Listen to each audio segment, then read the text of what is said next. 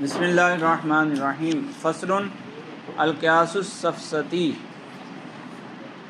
مادے کے اعتبار سے جو قیاس کی تقسیم ہے، 5 قسمیں بنتی ہیں قیاس کی، اس میں سے آخری قسم قیاس سفسطی ہے۔ قیاس سفسطی کیا ہے؟ فرماتے ہیں وَهُوَ قِيَاسٌ مُرَكَّبٌ مِّنَ الْوَهْمِيَّاتِ الْكَاذِبَةِ۔ یہ وہ قیاس ہے جو وہمی اور جھوٹے قضایا سے مرکب ہوتا ہے۔ المخترعۃ للوہمی، جو وہم جن قضایا کو گھڑ لیتا ہے، وہم جن کو بناتا ہے، جھوٹے قضایا ان پر جب مشتمل ہوگا تو وہ قیاس سفسطی کہلائے گا۔ پیچھے جو قیاس شعری تھا اس میں تو یہ تھا نا کہ یا سچے بھی ہو سکتے ہیں اور جھوٹے بھی ہو سکتے ہیں، یہاں جھوٹے ہوں گے۔ خیال اور وہم میں فرق ہم پیچھے پڑھ چکے ہیں حضرت۔ کا قیاسی غیر المحسوس علی المحسوس، یہ کیسے گھڑ لیتا ہے، وہم کیسے گھڑ لیتا ہے، جھوٹے قضایا کیسے ہوتے ہیں، تو اس کی مثال دے رہے ہیں کہ جیسے محسوس چیز کو غیر محسوس چیز پر قیاس کرنا، غیر محسوس کو محسوس چیز پر قیاس کرنا۔ محسوس جو حواس ظاہرہ سے معلوم کی جا رہی ہے چیز، جو چیز حواس ظاہرہ سے معلوم ہو رہی ہے، اس کو ہم نے دیکھا اور اسی کی بنیاد پر ایک غیر محسوس چیز پر حکم لگا دیا، تو یہ ہوگا غیر محسوس کو محسوس پر قیاس کرنا۔ جیسے کل موجود مشار الیہ،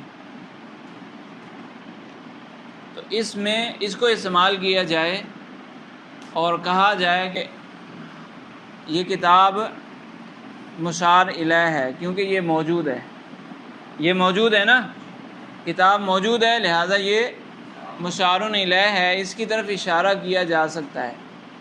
اللہ موجود ہے تو اللہ کی طرف بھی اشارہ کیا جا سکتا ہے، تو یہ غیر محسوس کو محسوس پر قیاس کر لیا۔ کتاب محسوس ہے اور اللہ غیر محسوس ہے، لیکن یہ پتہ ہے کہ اللہ بھی موجود ہے اور کتاب بھی موجود ہے، یہ تو پتہ ہے نا۔ تو ہم نے قیاس اس طرح کیا کہ کتاب مشار الیہ ہے، کیوں؟ اس کی علت کیا ہے کہ یہ موجود ہے، تو جب اللہ موجود ہے تو اللہ بھی مشار الیہ ہے، تو یہ غلط ہو جائے گا۔ تو کل موجود مشار الیہ، یہ جو قضیہ بنایا گیا یہ قضیہ جھوٹا ہے۔ ہر موجود مشار الیہ ہوتا ہے، یہ سچا قضیہ نہیں ہے۔ ہر موجود مشار الیہ نہیں ہوتا، بلکہ ہر محسوس مشار الیہ ہو سکتا ہے۔ تو یہ وہم نے گھڑ لیا، وہم نے دیکھا نا کہ یہ بھی موجود ہے، اس کی طرف اشارہ کیا جاتا ہے، یہ بھی موجود ہے، اس کی طرف اشارہ کیا جاتا ہے، یہ بھی موجود ہے، اس کی طرف اشارہ کیا جاتا ہے، تو اس نے ایک کلی نکال لیا، کلی حکم کہ ہر موجود مشار الیہ ہوگا، کل موجود مشار الیہ۔ یہ قضیہ کون سا ہے؟ وہم کا گھڑا ہوا قضیہ ہے، وہم نے اپنے طور پر ایک قضیہ گھڑ لیا ہے، تو اس لیے اس کو یہ جھوٹا ہے، تو اس سے اگر قیاس بنایا جائے گا تو یہ قیاس سفسطی کہلائے گا، ٹھیک ہے۔ وَلِلْوَہْمِيَّاتِ مُشَابَہَةٌ شَدِیدَةٌ بِالْأَوَّلِيَّاتِ، اور یہ جو وہمی قضایا ہوتے ہیں ان کی اولیات سے شدید مشابہت پائی جاتی ہے۔ اولیات جو بدیہی قضایا تھے، سب سے پہلے نمبر کے، سب سے اعلیٰ قضیے، تو وہمی قضیوں کی ان سے مشابہت ہوتی ہے۔ وَلَوْلَا رَدُّ الْعَقْلِ وَالشَّرْعِ حُکْمَ الْوَہْمِ لَدَامَ الِالْتِبَاسُ بَيْنَهُمَا، اب عقل نہ بتائے یا شریعت نہ بتائے تو پھر پتہ نہیں چلے گا، غلطی دور نہیں ہوگی۔ یہ جو قضیہ اب نکالا کہ کل موجود مشار الیہ، تو جب شریعت کو درمیان میں نہ لائیں، شریعت کو درمیان میں نہ لائیں تو محسوس ہوگا کہ یار یہ تو سچا ہے، کیونکہ جتنی بھی موجود چیزیں ہیں، جس کو موجود کہہ سکتے ہیں اس کی طرف اشارہ بھی کر سکتے ہیں، تو کل موجود مشار الیہ درست ہو گیا۔ شریعت نے اس کا رد کیا ہے، شریعت کو ساتھ ملائیں گے تو اس کا رد ہو جائے گا۔ لیکن اگر شریعت کو نہ ملائیں تو پھر اس کا رد نہیں ہو سکتا. جب رد نہیں ہو سکتا تو یہ اولیات کے مشابہ ہو جائے گا. تو شریعت رد کرے گی کہ مشار الیہ کے لیے، مشار الیہ بننے کے لیے اس کا مکان میں ہونا ضروری ہے، شے کا مکان میں ہونا ضروری ہے، اور اللہ مکان سے پاک ہے. اللہ تو مکان کا خالق ہے نا، اور جو مکان میں پایا جاتا ہے وہ مکان کا محتاج ہوتا ہے. تو اللہ مکان کا خالق ہے، اللہ مکان کا محتاج نہیں، اور خالق کا مخلوق سے پہلے ہونا ضروری ہے. تو اللہ مکان کا خالق ہے، تو جب مکان کی تخلیق نہیں ہوئی اس وقت پھر اگر اللہ کو مکان میں ماننے تو پھر اس وقت کیا کہیں گے؟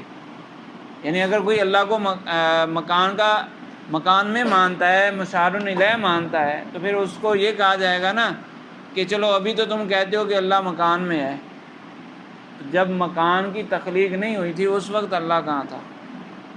اس وقت تو کہاں وہاں یہاں تھا ہی نہیں، مکان ہی نہیں تھا نا. تو پھر یہ سوال، اس کا جواب کیا دیں گے؟ تو اس لیے مشار الیہ ہونے کے لیے مکان میں ہونا ضروری ہے، اور اللہ مکان سے پاک ہے، یہ شریعت نے بتایا. تو شریعت نے آگے بتایا تو رد ہوا، کلو موجود مشار الیہ کا رد شریعت کے ذریعے ہوا. اسی طرح بعض اوقات عقل رد کر دیتی ہے.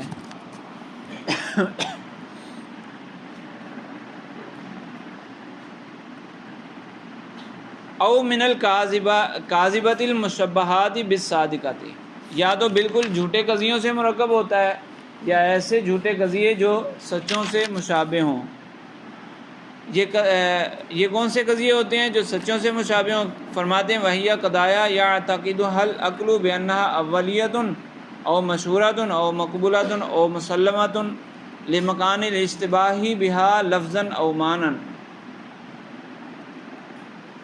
کہ جھوٹے قضیے ہیں لیکن سچوں کے مشابہ ہیں. سچوں کے مشابہ اس طرح ہے کہ ایک اولیہ قضیہ ہے، سچا قضیہ، یا مشہورہ قضیہ، وہ بدیہی کی 6 قسموں میں سے اولی ہے، یا مشہور ہے، یا مقبول ہے، یا مسلم ہے، یہ ساری اسی کی اقسام ہے نا. تو اس سے ملتا جلتا ایک قضیہ بنایا تو وہ تو سچا تھا، لیکن اس سے ملتا جلتا جو بنایا وہ جھوٹا ہوگا. تو دونوں کو ملا کر جب نتیجہ نکالیں گے تو وہ بھی پھر ظاہر سی بات ہے جھوٹا نکلے گا. تو وہ ملتا جلتا کیسے ہوگا؟ یا تو لفظی مشابہت پائی جائے گی یا معنوی مشابہت پائی جائے گی. جیسے لفظ عین ہے نا، اس کی وضع کس کے لیے ہوئی ہے؟ کئی معنی کے لیے ہوئی ہے. چشمے کے لیے بھی ہوئی ہے، سورج کے لیے بھی ہوئی ہے. تو چشمے کو دیکھ کر کوئی کہے ھذا عین، یہ قضیہ سچا ہے نا. وہ دوسرا قضیہ بنایا کل عین یستدیع بها العالم، کل عین یستدیع بہ العالم، کہ ہر عین سے عالم روشن ہوتا ہے. دونوں جگہ عین موجود ہے، حد اوسط گرے گی تو نتیجہ کیا نکلے گا؟ کہ اس سے عالم روشن ہوتا ہے، اس سے عالم روشن ہوتا ہے. تو یہ تو پانی کا چشمہ ہے، اس سے عالم روشن کہاں سے ہوتا ہے؟ تو اب التباس کہاں سے آیا؟ کہ دونوں جگہ جو عین کا لفظ ہے وہ لفظاً ایک جیسا ہے، لفظی التباس آ گیا نا. معنی دونوں کا الگ ہے، ھذہ عین یا ھذا عین، اس میں عین سے مراد کیا ہے؟ چشمہ. اور کلو عین، وہاں عین سے مراد کیا ہے؟ سورج. تو لفظ دونوں جگہ ایک ہے، لفظی مشابہت پائی گئی، معنی دونوں کا الگ الگ ہے.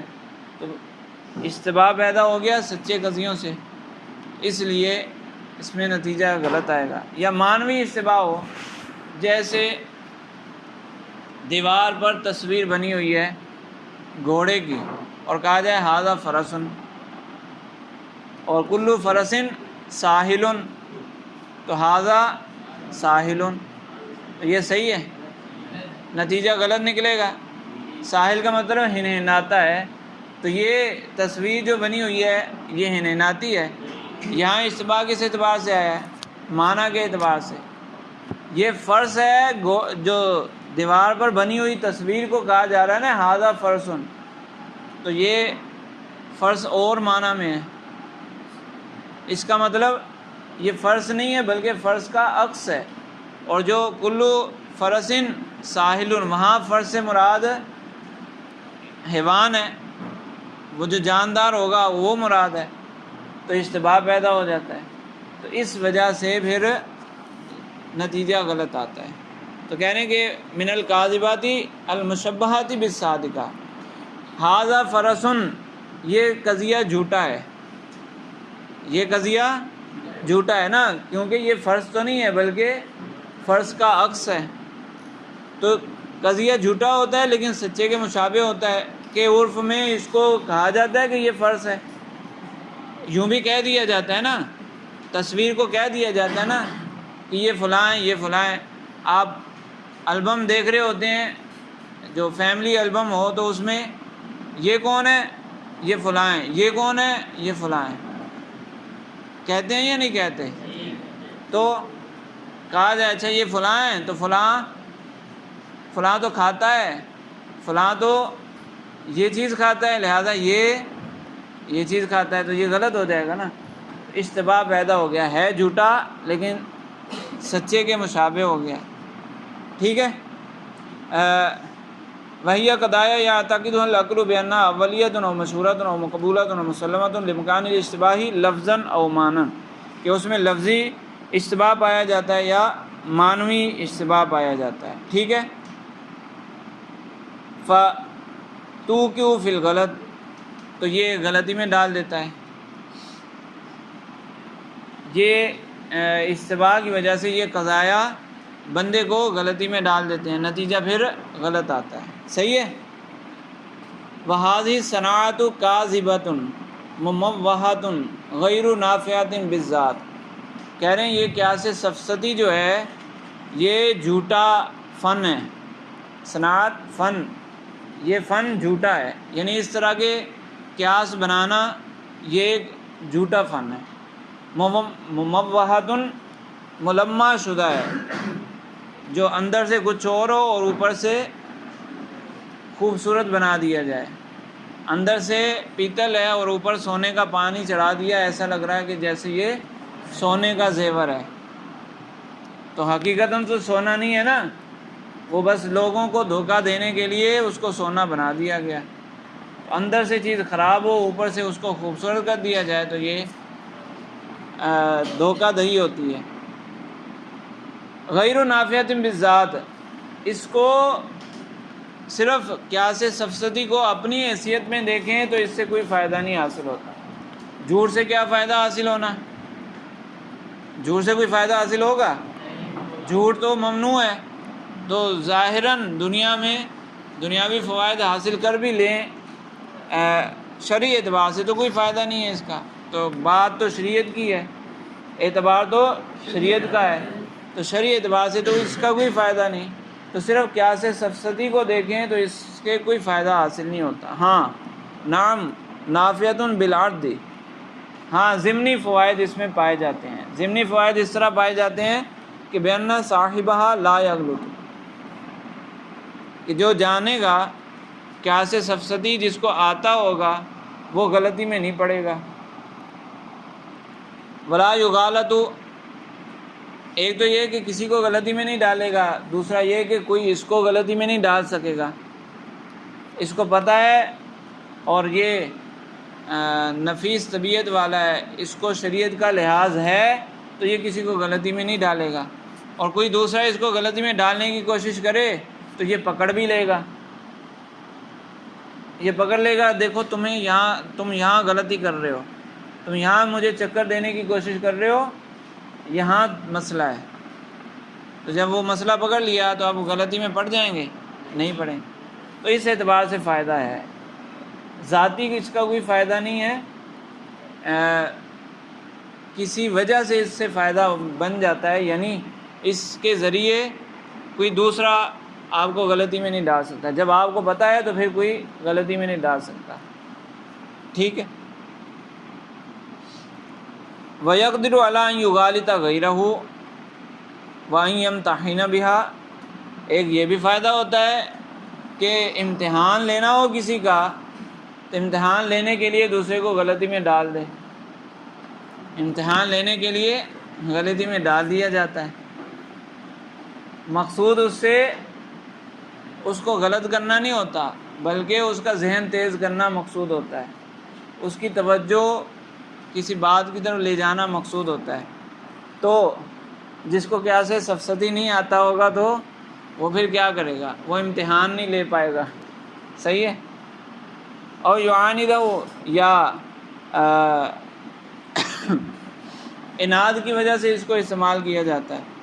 تو اگر کوئی دین پر اعتراض کر رہا ہے، اسلام پر اعتراض کر رہا ہے، شریعت پر اعتراض کر رہا ہے، اور ہمارے پاس کوئی اور جواب نہیں مل رہا، ایک جواب بن رہا ہے ہمارے پاس قیاس سفسطی کے ذریعے، تو پھر اس کو جواب دے دیا جائے، اس کے ذریعے جواب دے دیا جائے، ٹھیک ہے۔ اناد دشمنی کو بولتے ہیں ویسے تو۔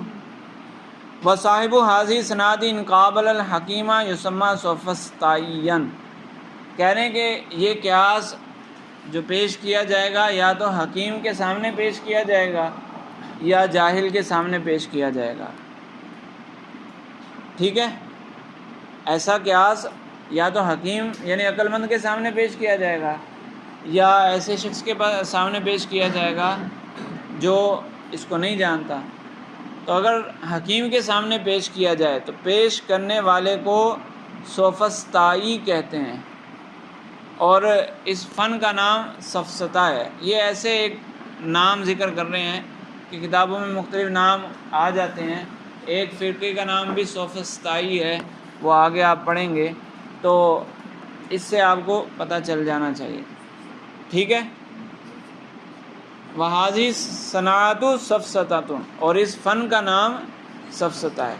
اے حکمت مموہۃ ملمعۃ، سفسطہ کا معنی وہی کہ ایسی حکمت جو ملمع شدہ ہے، مزین کی گئی ہے، اوپر سے خوبصورت ہے اور اندر سے بدصورت ہے۔ وَإِلَّا فَيُسَمَّى مُشَاغَبِيًّا، اور اگر جس کے سامنے یہ قیاس پیش کیا جا رہا ہے یا جس سے بات چیت ہو رہی ہے تو وہ حکیم نہ ہو تو اس کو کہتے ہیں مشاغبی، پیش کرنے والے کو مشاغبی کہتے ہیں۔ وَهَذِهِ مُشَاغَبَةٌ، اور اس فن کا نام مشاغبہ ہے۔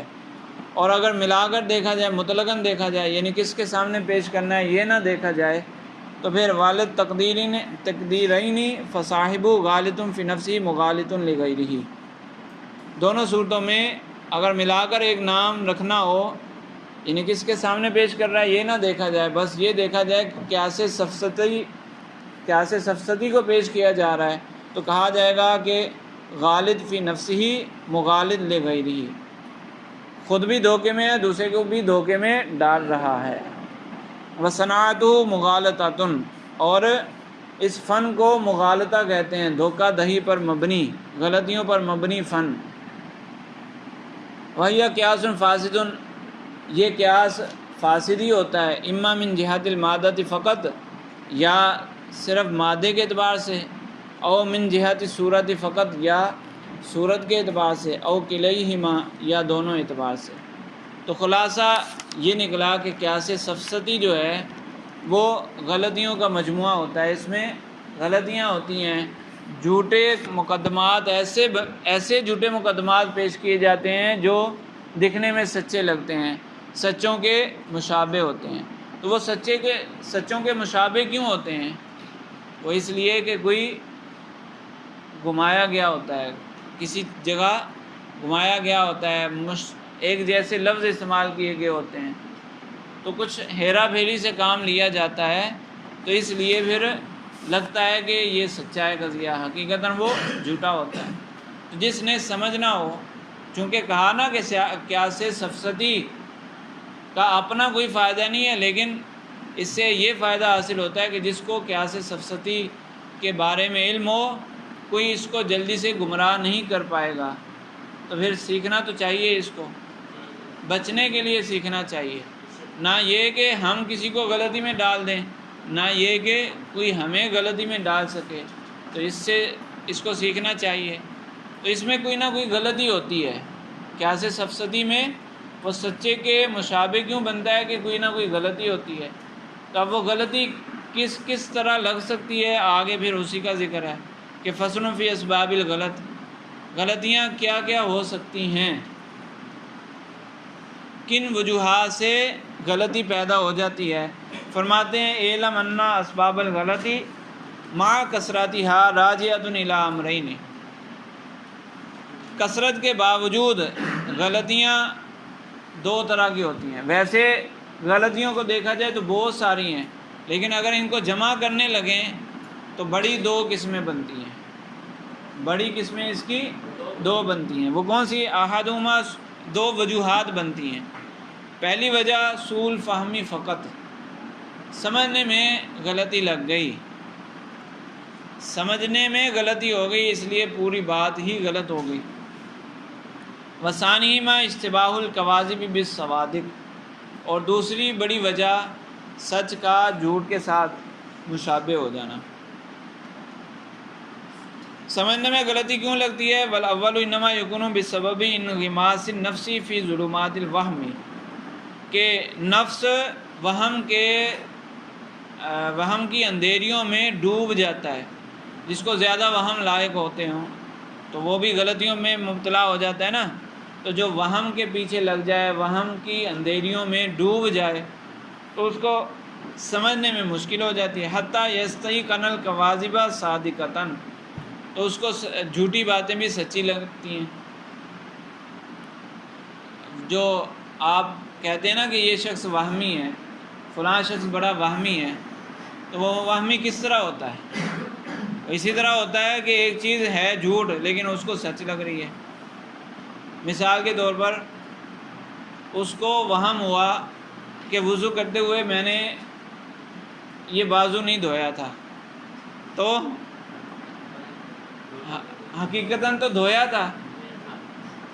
تھا بازو، لیکن اس کو لگ رہا ہے کہ نہیں دھویا، تو وہم میں پڑ گیا، تو وہ جھوٹی بات اس کو سچی لگ رہی ہے کہ ہاں نہیں دھویا تھا، حالانکہ یہ جھوٹا ہے نا، جھوٹ ہے، دھویا تھا، صحیح بات تو یہ ہے کہ دھویا تھا۔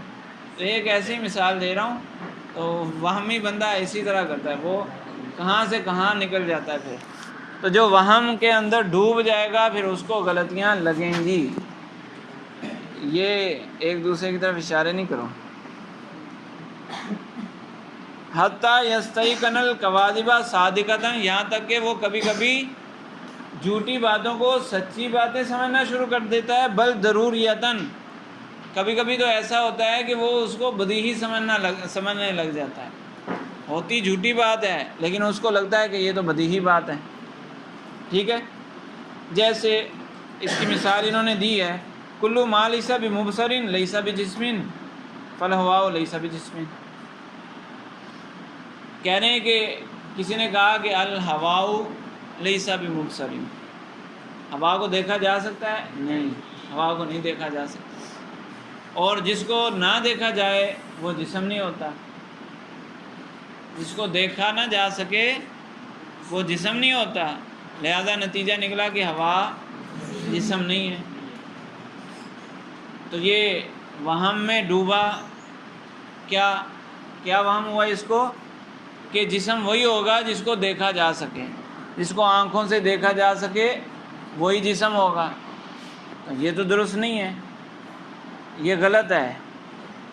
منطقی جسم قابل للابعاد الثلاثہ، تو یہ وہم میں جب ڈوب جائے گا تو اس کو یہ سچا لگنے لگے گا، حالانکہ یہ تو جھوٹا ہے، کیونکہ جسم کے لیے یہ تو کہیں بھی شرط نہیں تھی کہ اس کو دیکھا جا سکے، اس کی تعریف ہی اتنی ہے قابل للابعاد الثلاثہ، تو یہ شرط کہاں سے آئی؟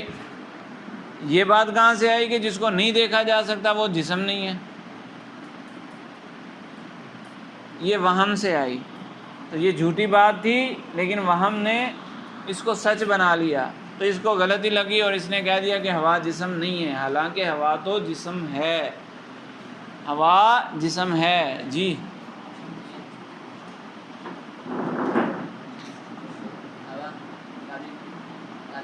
للاباد ثلاثہ ہے، نہیں کر سکتے وہ. جب کسی کنٹینر میں بند کر دیا جاتا ہے، اس کو کسی سلنڈر میں بند کر دیا جاتا ہے تو بند ہو جاتی ہے یا نہیں ہو جاتی؟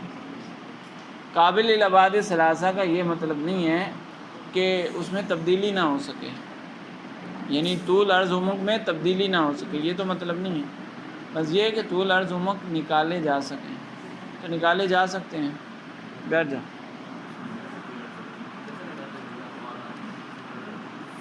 حضرت صاحب یہ آپ پڑھیں گے تو اس کا ہوا کے ناپنے کا پیمانہ ہی یہی ہے، طول عرض عمق. کیوب میٹر، اتنے کیوب میٹر ہوا، تو کیوب کس کو بولتے ہیں؟ ہیں ٹائر میں ہوا بھرتے ہیں نہیں، اس کے پیمائش کا ایک پیمانہ ہے، کیوب میٹر سے اس کو بیان کیا جاتا ہے. ہاں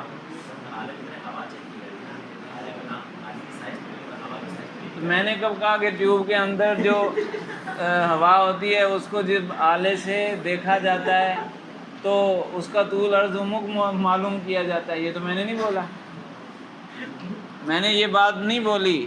میں یہ کہہ رہا ہوں کہ سائنسدان جب ہوا کا ذکر کرتے ہیں تو وہ یوں بتاتے ہیں کہ اتنے کیوب میٹر ہوا ہے، وہ یوں بتاتے ہیں.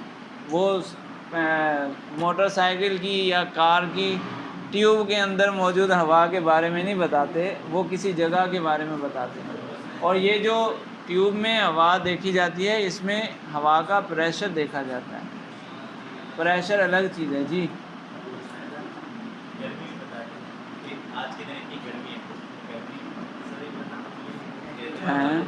گرمی یہاں سے کہاں سے آ گئی؟ ناپا جا سکتا ہے، نکالنے والے نکال لیتے ہیں. بتا تو رہا ہوں بھائی، جب اس کو کسی سلنڈر میں پیک کریں گے تو اس کی لمبائی چوڑائی ہوگی یا نہیں ہوگی؟ سلنڈر کے اندر ہوا بھری ہوئی ہے، پانی کی لمبائی چوڑائی گہرائی ہوتی ہے یا نہیں ہوتی؟ تو پانی ہے اسی طرح ہوا ہے، پانی بھی کسی نہ کسی برتن میں ہوگا نا، تو اسی طرح ہوا بھی کسی نہ کسی جگہ میں ہوگی. وہ بات آ گئی. یہ جو انہوں نے کتاب میں لکھی ہے کہ جو نہیں دکھے وہ جسم نہیں ہے، تو بھائی منطقی جسم کچھ اور ہے اور جو آپ جسم بنا رہے ہو وہ کچھ اور ہے. تو اس لیے وہم کیا ہو گیا بھائی؟ نہیں کرو بس.